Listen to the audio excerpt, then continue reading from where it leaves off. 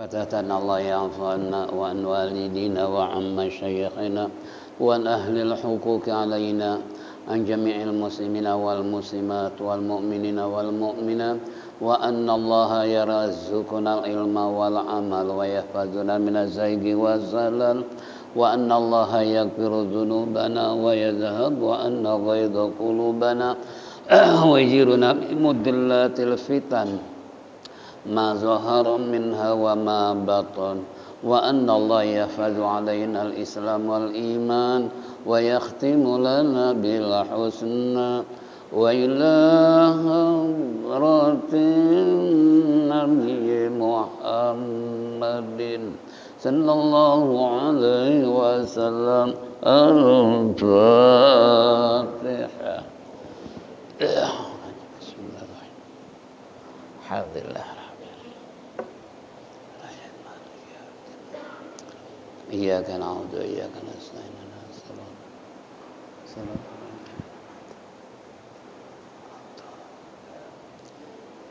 يا ربي بالمصطفى بلغ مقاصدنا واغفر لنا ما مضى يا واسع الكرم يا ربي بالمصطفى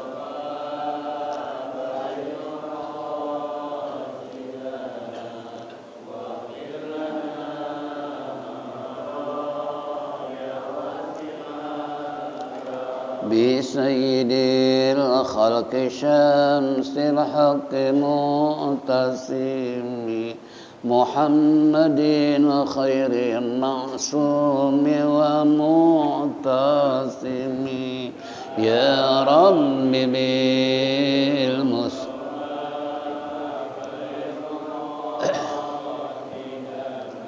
واغفر لنا ما مضى له فرارة حبيب الله حجته ومصدر الفضل والإرفان والكرم يا رب بالمصطفى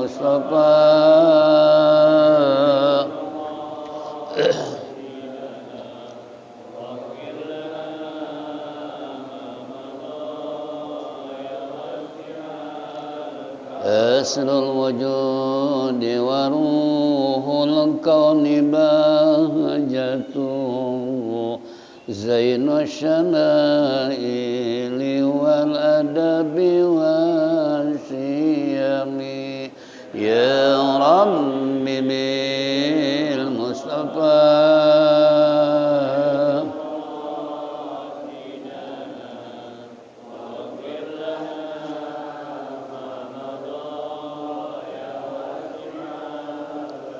مطهر الأرض من رجس ومن درني من عبد وثن أو عبد صنم يا رب بالمصطفى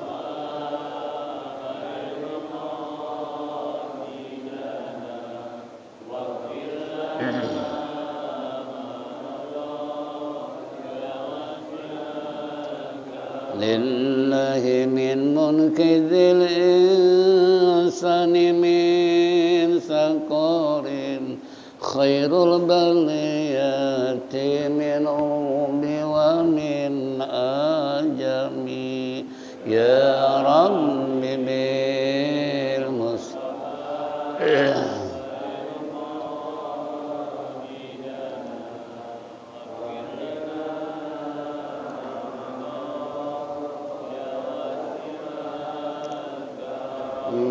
اللهم صل وسلم وبارك عليه. Ma'asyiral muslimin wa zumratal mu'minin rahimakumullah. Minggu yang lalu kita telah menyimak apa yang terkandung dalam kitab Mukhtarul Hadis, kembali Al-Jawahirul Kalamiyah fi Idahil Kalamiyah, yaitu halaman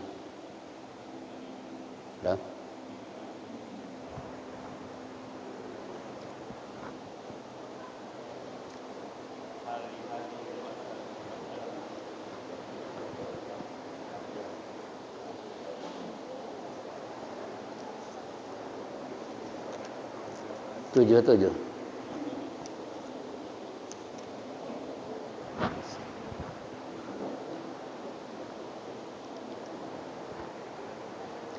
Bismillahirrahmanirrahim. Sin. Hal hadhil mas'alati misalun yuqarribu halizihni. Jim. Na'am. Misalu dzalika naimul ladzi yara fi manamihi asya'a yusarru biha wa yatana'amu aw asya'a yahzanu biha wa yata'allamu walladzi yakunu qa'idan li dzambihi musyahidan lahu la yadri bidzalika wala yash'uru bima hunalika wa kadzalikal mayyitu yus'alu fi qabrihi wa yujibu wa yatana'amu au yata'allamu wa la yadri bihi ahadun minal ahya'i wa la ya'lamu. Ini sebuah pertanyaan tentang masalah apakah contoh yang mudah dipahami untuk masalah ini. Jim. Yang ada yaitu contohnya misalnya orang tidur yang bermimpi sesuatu yang menggambarkan mendapat kenikmatan sesuai yang menyusahkan atau yang membuat sakit. Sedang orang yang berada di sampingnya yang dilihatnya tidak mengetahui mimpi itu dan tidak istilahnya merasakannya. Begitu juga mayat di kuburan yang ditanya lalu menjawab yaitu memastikan kenikmatan atau disiksa, tapi seorang yang hidup tidak mengetahuinya. Ini ma'asyiral muslimin wal muslimat rahimakumullah, gambaran tentang masalah orang yang mati.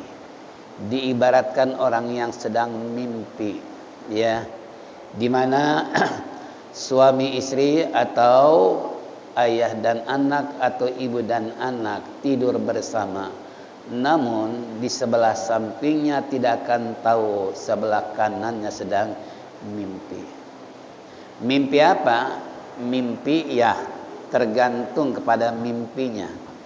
Karena mimpi itu kan terkadang datang dari setan, terkadang dari ilham, terkadang dari pengalaman. Itu mimpi. Jadi mimpi terbagi 3. Bisa jadi mimpi berdasarkan pengalaman. Contoh, ini anak muda atau anak kecil ngompol di tempat tidur, dikira dia kencing di bawah pohon pisang, nggak taunya di kasur. Begitu juga muda-mudi sedang asik berpacaran, sampai ke bawah mimpi sedemikian rupa indahnya. Tetangga sebelah tahu nggak dia mimpi? Nggak tahu. Ya. Tapi kalau mimpi dari setan biasanya ini muncul antara jam 3 sampai subuh. Dengan begitu menakutkannya sehingga orang yang mimpi terkecam oleh rasa takut, akhirnya salat subuh kesiangan karena takut mimpinya tadi. Nah, ini bisa terjadi seperti ini. Atau mimpi ilham yang diperkirakan antara jam 12 sampai jam 1 dengan cara sebelum tidur dia wudhu, kemudian dia zikir, wirid. Nah, setelah dia tidur, kemudian di tengah malam yang sunyi dia mimpi. Ini enggak menutup kemungkinan mimpi ini adalah dari Allah.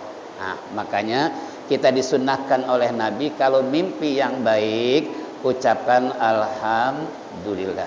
Mudah-mudahan mimpi itu menjadi kenyataan. Contoh, kita nggak kebayangkan mimpi pergi haji karena suasana bentar lagi musim haji. Begitu mendusin lihat jam 1, Masya Allah, betapa indahnya Ka'bah, betapa banyaknya orang, wah macam-macam yang kita lihat istilahnya. Seketika kita mengucapkan alhamdulillah ya Allah, mudah-mudahan mimpi ini jadi kenyataan, saya bisa pergi haji.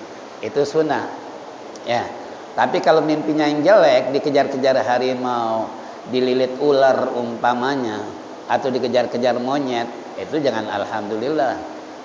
Tapi baca na'udzubillah min dzalik sampai meludah ke arah kiri. Tapi ludahnya jangan di sekedar, kalau bahasa kita najis deh. Nah, seperti itulah. Kalau mimpi yang enggak benar, ya.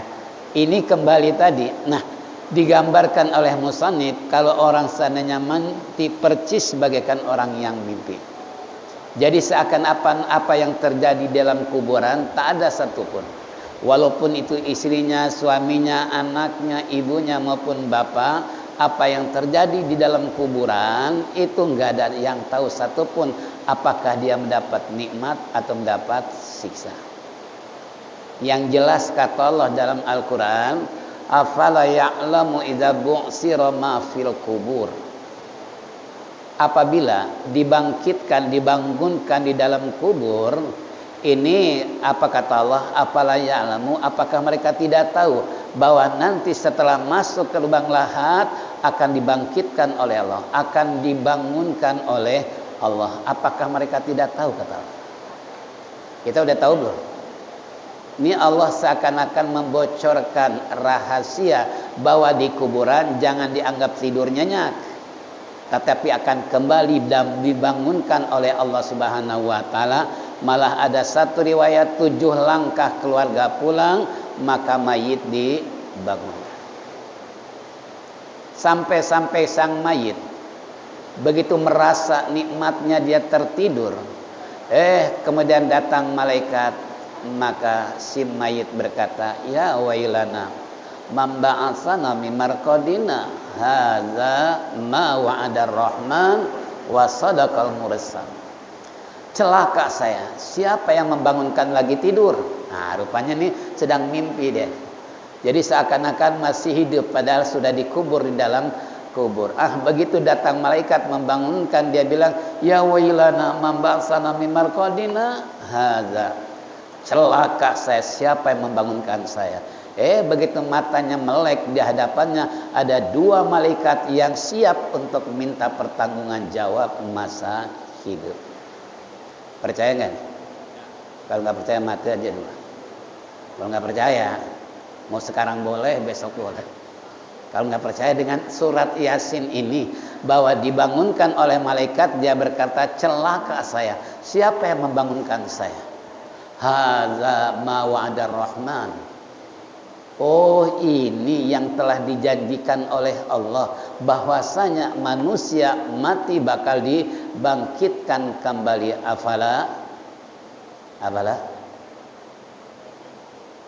wa'ada ar-rahman wa sadaqal mursal. Oh, ini janji para utusan Allah, wabil khusus Nabi kita Muhammad sallallahu alaihi wasallam yang menjelaskan tentang bahwasanya manusia mati jangan dianggap aman, jangan dianggap tenang.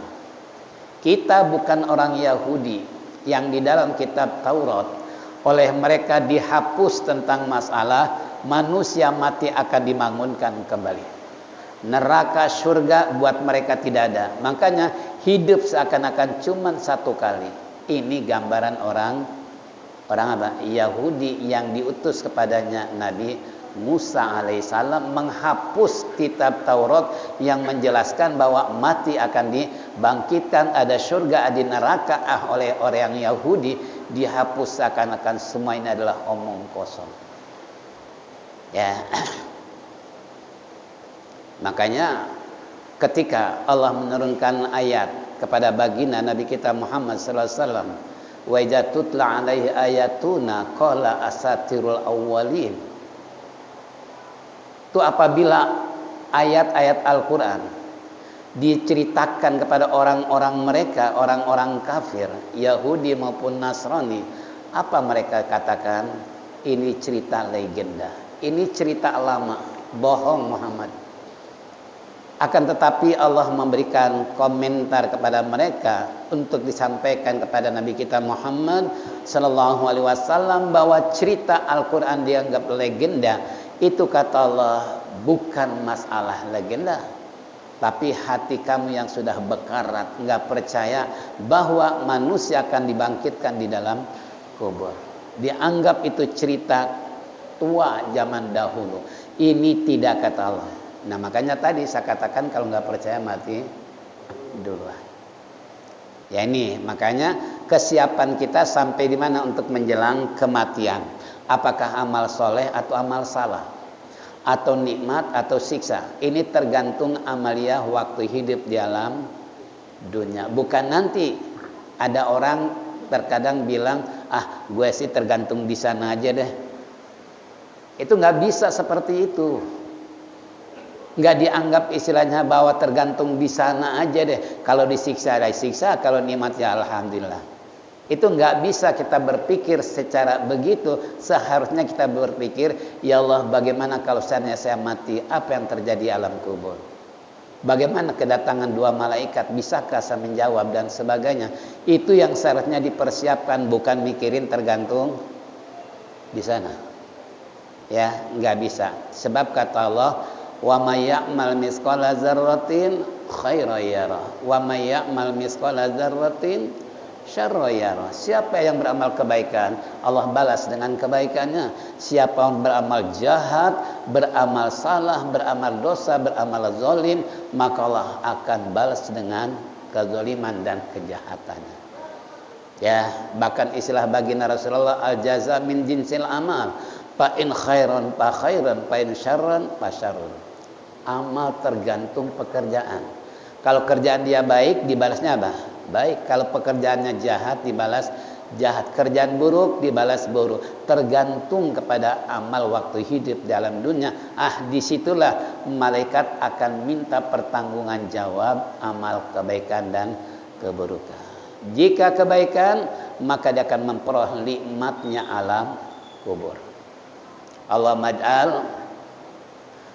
maj'al kuburahum, itu kan, rodota miryadil jannah atau jinan. Ya Allah jadikanlah kuburan almarhum atau almarhumah atau mereka bagaikan taman surga. Wala taj'al qabrahum hufari min hufratin niran. Ya Allah jangan kau jadikan kuburan mereka bagaikan jurang neraka. Itu doa tahlilan. Suka tahlilannya? Nah kalau suka tahlilan, siap-siap dibacain doa itu. Kenapa? Ya tadi, jadikan kuburan mereka bagaikan surga. Jangan kau jadikan kuburan mereka bagaikan jurang neraka. Berarti ini sebuah gambaran untuk kita semua. Itu akan terjadi antara taman surga dengan jurang neraka. Pasti harapan kita kuburannya dijadikan taman surga, ya. Nggak ada orang yang berpikir, ya Allah mudah-mudahan saya dijadikan jurang neraka di kuburan. Na'udzubillah min dari, pasti berangan-angan berkeinginan bagaikan taman surga. Makanya dengan persiapan tersebut untuk beramal soleh, jangan beramal salah. Tujuannya supaya di kuburan nanti dijadikan taman surga oleh Allah Subhanahu wa ta'ala. Nih, jadi kesimpulannya buat kita semua bahwasanya kematian persis bagaikan seorang yang mimpi. Begitu dia bangun terperanjat, ya Allah serem banget mimpi. Makanya kalau mimpi jelek jangan cerita sama orang lain, sebab jadi bahan gosip nanti. Mending kalau orangnya benar, kalau gak benar diselewengkan. Apalagi datang gak berhukun, kurang bayaran dijelekin, bayarannya gede bagus ya. Gitu kan umpamanya. Itu na'udzubillah min dzalik. Ya, makanya kalau mimpi jelek jangan diceritakan, simpan supaya jangan sampai orang yang antipati sentimen dengan kita ceritanya lain penafsirannya. Kalau Nabi Yusuf jujur, ya, begitu pegawai istana cerita kepada Nabi Yusuf, apa yang terjadi dengan diri saya, kenapa saya mimpi semalam ketika mau menjamu raja ternyata rotinya dipatuk burung, kemudian dibawa terbang, wah kamu bakal masuk penjara. Ternyata kan benar, ya, karena Nabi Yusuf itu termasuk apa? Mentakwil hadis. Beliau adalah seorang pandai untuk mentakwilkan orang-orang apa? Mimpi. Nah, ini contoh. Jadi makanya buat kita semua, ini mimpi kalau yang baik alhamdulillah memohon pada Allah, tapi kalau mimpi jelek kita ke arah kiri, naudzubillah min dalik, tapi jangan cerita sama orang lain. Ya, ini memang terkadang kita kalau mimpi jelek terkadang bilang sama orang tua, "Mas, semalam saya mimpi kenapa? Dililit ular." "Oh, kamu bakal ada yang melamar." Itu tawil orang dulu kan gitu. Bakal ada yang melamar gitu ya. Nah, ini ya kembali ya ada orang yang mimpi seperti itu. Nah, kata ibunya, nah kalau begitu kan anaknya jadi girang. Bakal ada apa? Yang melamar. Padahal mimpinya apa?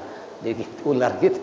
Bakal ada yang nyunting gitu kan. Nah, ini contoh. Nah, jadi kembali kepada kita semua, jangan dianggap ringan kematian, apalagi jangankan dikubur, ketika dicabut nyawa aja apa yang terjadi? Dengan doa, Allahumma hawwin alaina fi sakaratil maut. Fi sakarat, ini rohnya ada alifnya. Fi sakaratil maut, bukan fi sakaratil maut. Artinya apa? Allahumma hawwin alaina fi sakaratil maut.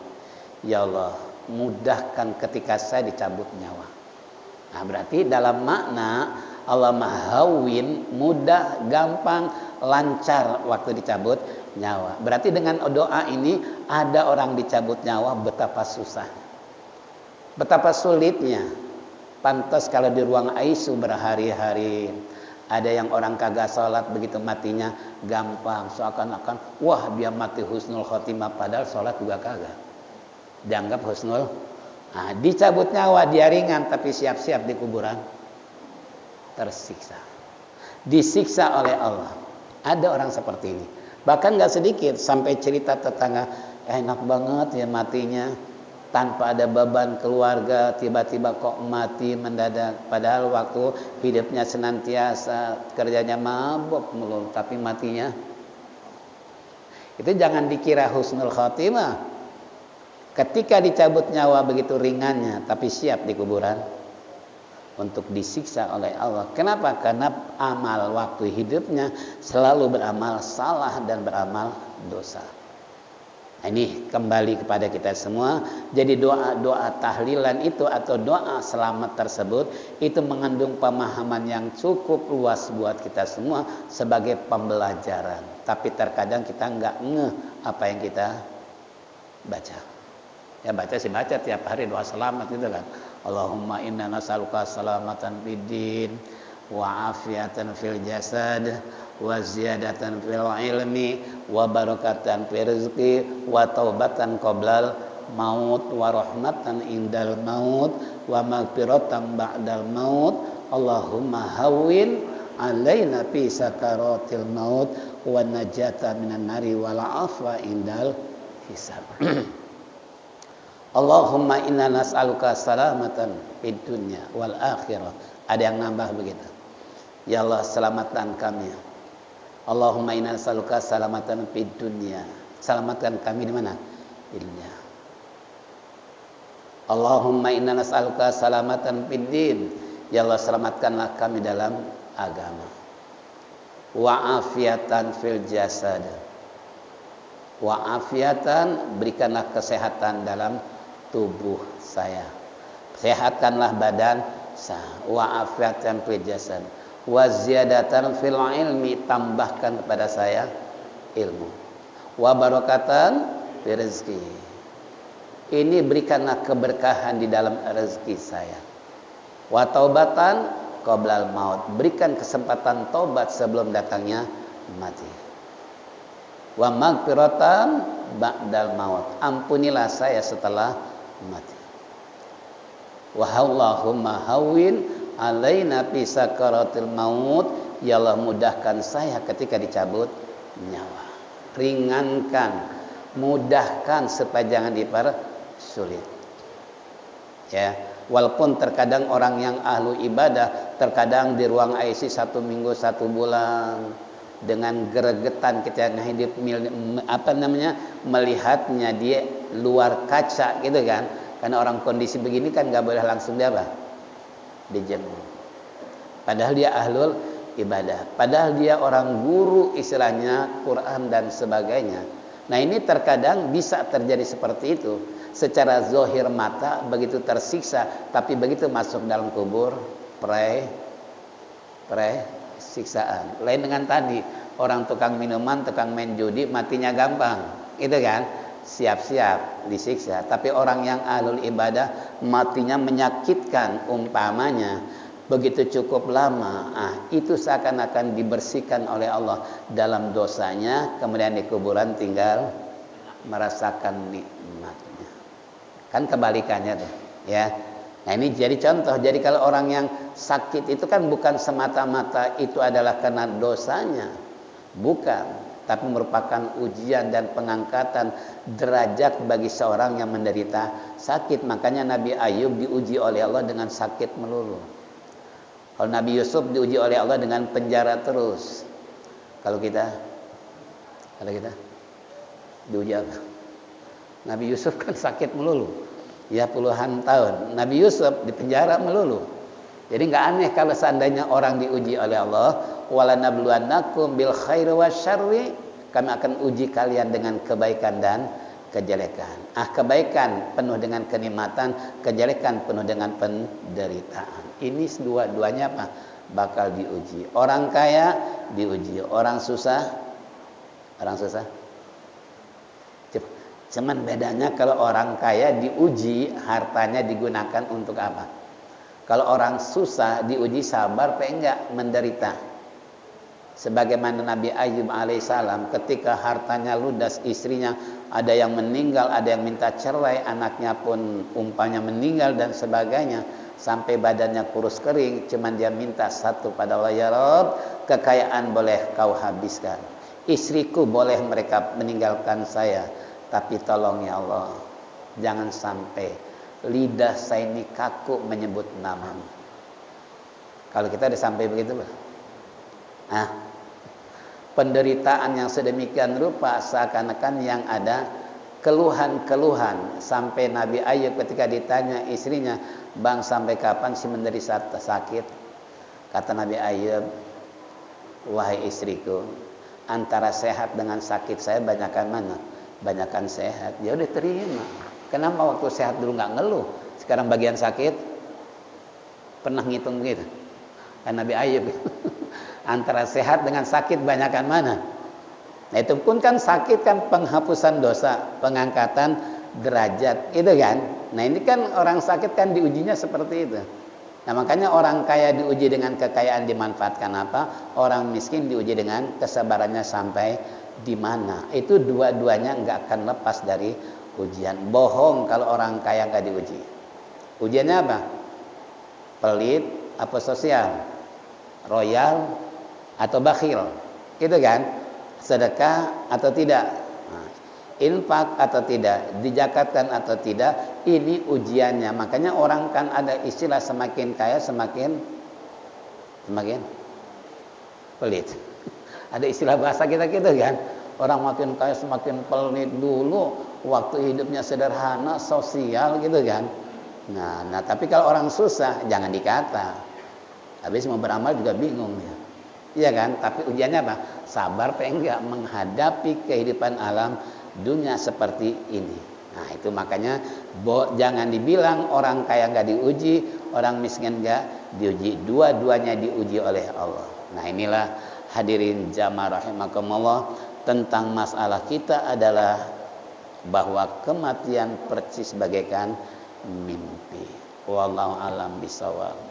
Saya tidak bisa sebagaimana biasa sampai salat isyraq ya, namun karena hal yang tidak memungkinkan, cuman harapan kita mudah-mudahan panjang umur, sehat walafiat, apa yang dengar bercama dijadikan ilmu yang bermanfaat sehingga akidah kita semakin kuat dan semakin mantap serta istiqomah di dalam berbuat kebaikan, dan mudah-mudahan kita semua mati husnul khatimah. Allahumma quratuka sami dzunubina wa rahmatuka arja indana min a'malina. Allahumma hdina bihudak waj'alna mimman yusari'u fi ridha ولا تولنا وليا سواك ولا تجعلنا ممن خلف أمرا وعصر وحسبنا الله نعم الوكيل نعم المولى ونعم النصير لا حول ولا قوة إلا بالله العلي العظيم اللهم اغننا بالعلم وزينا بالحلم وأكرمنا بالتقوى وجملنا بالعافية ربنا آتنا في الدنيا حسنة وفي الآخرة حسنة وقنا عذاب النار وصلى الله على محمد وعلى آله وصحبه أجمعين دعوهم فيها سبحانك الله ثم تحياتهم فيها سلام wa akhiru dawahum anil hamdulillahi rabbil alamin. Mari kita tutup dengan zikir tauhid. Falyatafaddal masykur.